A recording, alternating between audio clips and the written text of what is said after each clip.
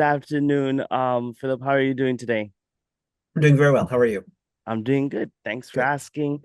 And today we're going to be talking about this upcoming series, First Word on Horror.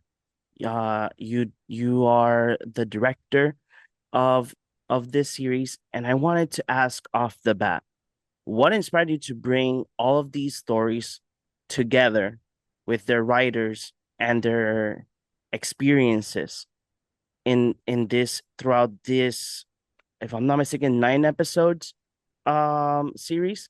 What Um, was where did that 15 came? episode, 15 Oh, episodes 15, actually. Yeah, 15 now. but yeah, Okay. yeah. 15 episodes. My bad, my No, it's bad. okay. It's okay. um what inspired you to bring all of these different writers to tell their stories, and not only their stories as well, their uh little portions of their horror stories as well?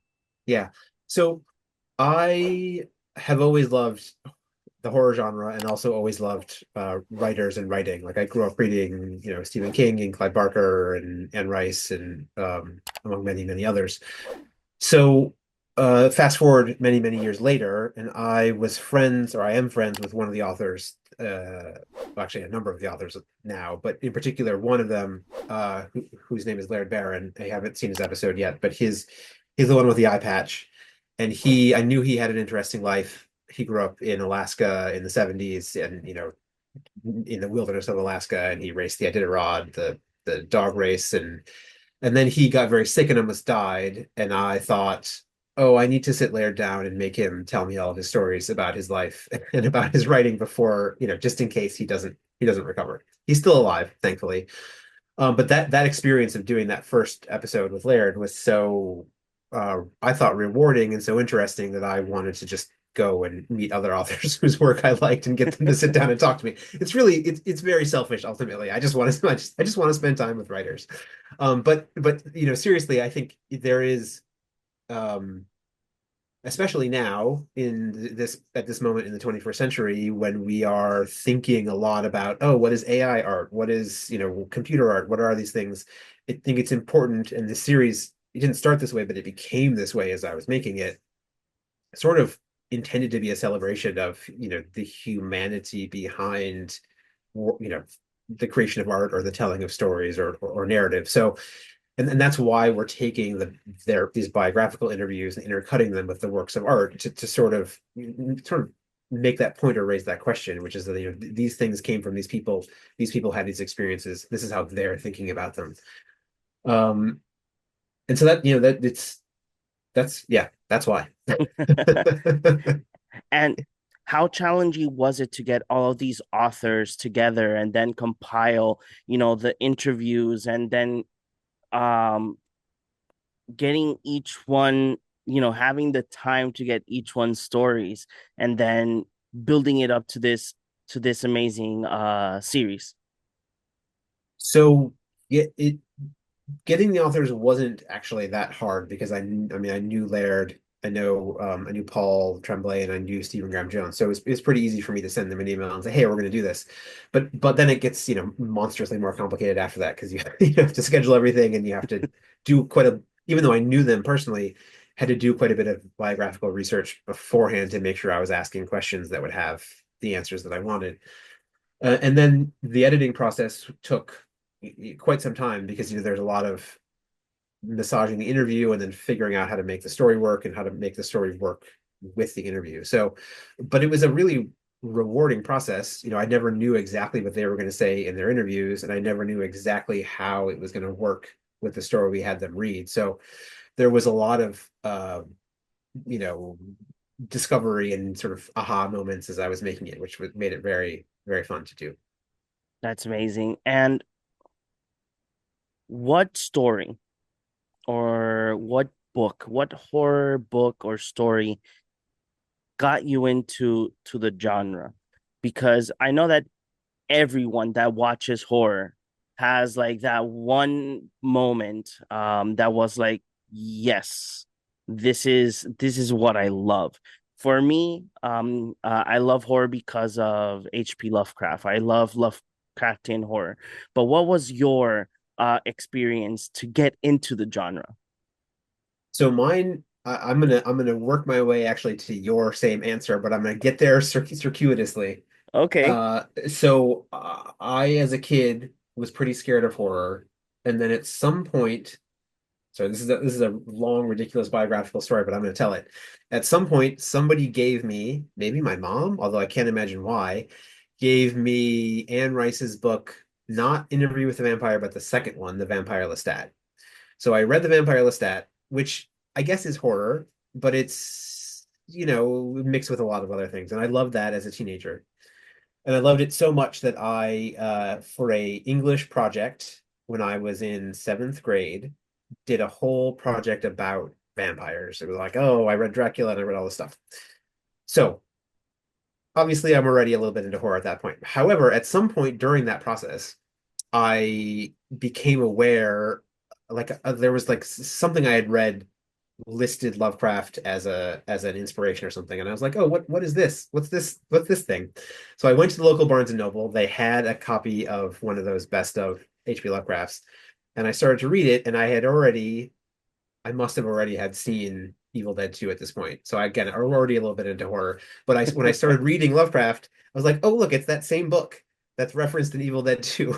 And I think it was almost at that moment when there was a realization that there was this whole other like lineage of horror and all these sort of inside references coming from Lovecraft that really opened a door for me. And then also, I mean, those stories, uh, I love Lovecraft to this day.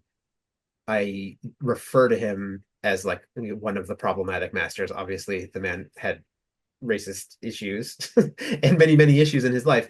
But that being said, those stories to me stand, alone almost as inspirational and like foundational moments, both for me and also I think for what the genre is at this point. So, sorry, there's a long-winded way of saying me too with Lovecraft. Hey, Yeah. hey, no worries, no worries.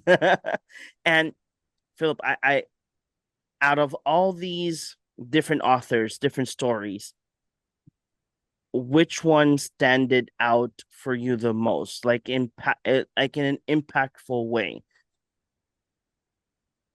Of the stories or of the interviews or Of both? the interviews, of the interviews. They all.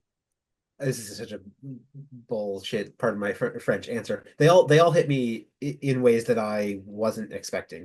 When I knew that, I knew Laird was going to tell me stories about almost dying, but there's some things that Laird says in his interviews that I was not expecting. That still, I get rather emotional watching them, and it's similar with Elizabeth Hand. I knew that she had a story of being attacked, and I knew that I was going to ask her about it, but her response to that question, I think, is really the telling of the story, and also where she lands with it is really impactful, and they're all that way. I mean, Steven's stories about growing up in Texas and his uncles, like there are moments in those each of those interviews that will stick with me, for forever, I think. And I hopefully viewers will feel the same way.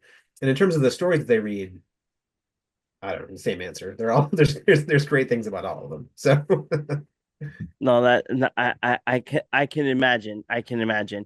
And I wanted to ask you, probably I don't know if this is a bold question or not, but I would like to have your take because nowadays, especially in this short form content that is coming out, people use AI to make AI horror stories.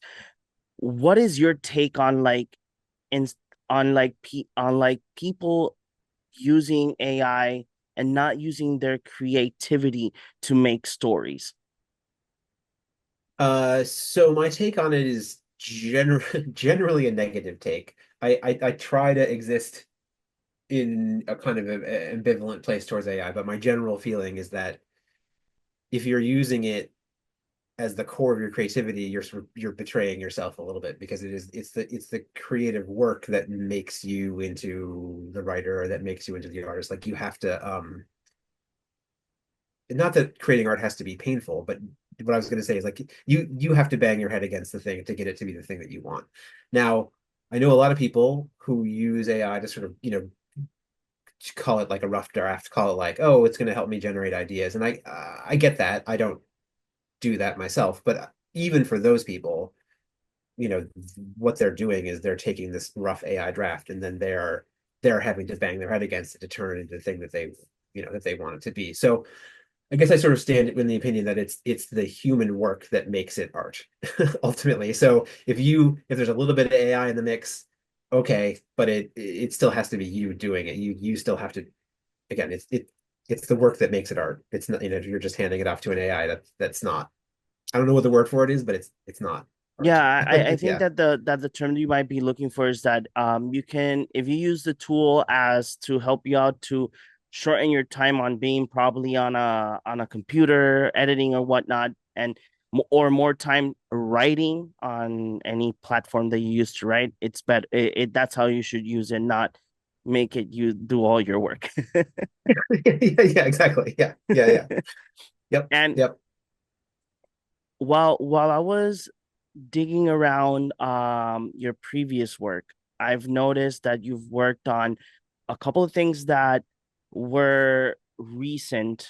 I have here that you worked on the series Secret Level, Yep. That's true. Yep. and as well Love, Death and Robots. That I have Yep. to say I haven't watched Secret Level yet, sadly. But Love, Death, and Robots is like one of my favorite series because Well, everything thank is you. so original.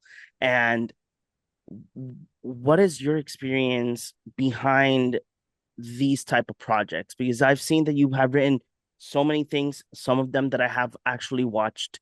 What's the difference between writing and now directing a series? um and I'm gonna say it is a love letter to horror. So how is how is that shift for yourself? Oh, it's an interesting question. There's actually like if you think about it, and I have a little bit, there's quite a bit of DNA that is shared sort of between Love, Death, and Robots and First Run Horror. I mean, Love, Death, and Robots, those stories are adaptations of short stories, and and in First Run Horror, we're sort of doing a similar thing in a much different way, but we're bringing the author in and we're picking one of their stories and doing something with it. I mean, Love, Death, and Robots is it aside from that is a much different process or was a much different process for me because it's a big Netflix series. There's so many more personalities, so much more going on there. But at the core of it, again, I think it is similar to First Word in that what I love about Love, Death, and Robots is these are great stories written by great writers that I just happen to be privileged enough to like write the adaptations of. So it's there's similarities there, but differences as well. So but I'm so glad you like it. It's such a cool series. No, I loved it. Especially the final season. There was this one. I don't remember. I think it was called Hiwaro. Mm-hmm. Mm-hmm. Amazing. I loved it. And this would be my final question for you, Philip, today. If you could describe First Word on Horror with one word, what would it be? One word. Yes, one word. How dare you? Um, one word. Uh, uh, sorry, give me 1 second. No worries, no Um, worries. one word? I would call it um so the word that came to mind first was questioning. and by but that doesn't get to exactly what I'm trying to get at.